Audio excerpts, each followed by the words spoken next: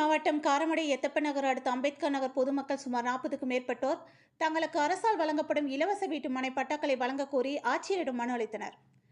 கோவை மாவட்டம் காரமடை எத்தப்ப நகர் அடுத்த அம்பேத்கர் நகரை சேர்ந்த ஊர் பொதுமக்கள் சுமார் 40க்கும் மேற்பட்ட குடும்பத்தினர் இன்று கோவை மாவட்ட ஆட்சியரிடம் தங்களுக்கு வீட்டுமனை பட்டாக்களை வழங்க கோரி மனு அளித்தனர்.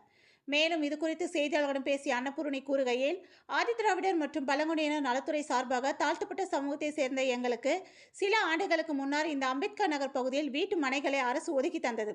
நாங்கள் கடந்த 3 ஆண்டுகளாக இந்த பகுதிகளில் வீடுகளை கட்டி வசிக்க ஆரம்பித்தோம். எங்களின் அனைத்து அடையாள அட்டைகளும் இதே முகவரியில் மாற்றி தற்போது வசித்து வருகின்றோம். ஆனால் இந்த பகுதியில் வசிக்கும் எங்களுக்கு இதுவரை அரசு வீட்டு மனை பட்டாக்களை மட்டும் வழங்காமல் காலம் தாழ்த்தி வருகிறது. எனவே ஆட்சியர் இந்த விஷயத்தில் தலையிட்டு உடனடியாக எங்களுக்கு வீட்டுமனை பட்டாக்களை வழங்க முன்வர வேண்டும் என்று கேட்டுக்கொண்டனர். இந்த நிகழ்ச்சியில் தமிழ் புலிகள் கட்சியின் கோவை மாவட்ட செயலாளர் கார்த்திக், அன்னபூர்ணி, புஷ்பலதா, சுமித்ரா, இந்திராணி, கௌசல்யா ஆகியோர் கலந்து கொண்டனர் என்பது குறிப்பிடத்தக்கது. நாங்கள் காரமடை எத்தப்ப நகர் பக்கத்தில் இருக்கிற அம்பேத்கர் நகர்லேருந்து வந்திருக்கோங்க.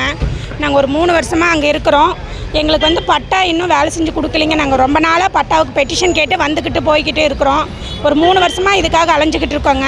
இது வரைக்கும் எங்களுக்கு எந்த ஒரு நடவடிக்கையும் எடுக்கலை. நாங்கள் கொடுத்துட்டு போனாலும் வர்றாங்க போகிறாங்க, ஆனால் மறுபடியும் எந்த ஆக்ஷனும் எங்களுக்கு எடுத்து தரதில்லைங்க. பட்டா இல்லாதனால எங்களால் குடிநீர் இணைப்போ கரண்ட்டு வீட்டுகளுக்கு கரண்ட்டு வாங்க முடியலைங்க.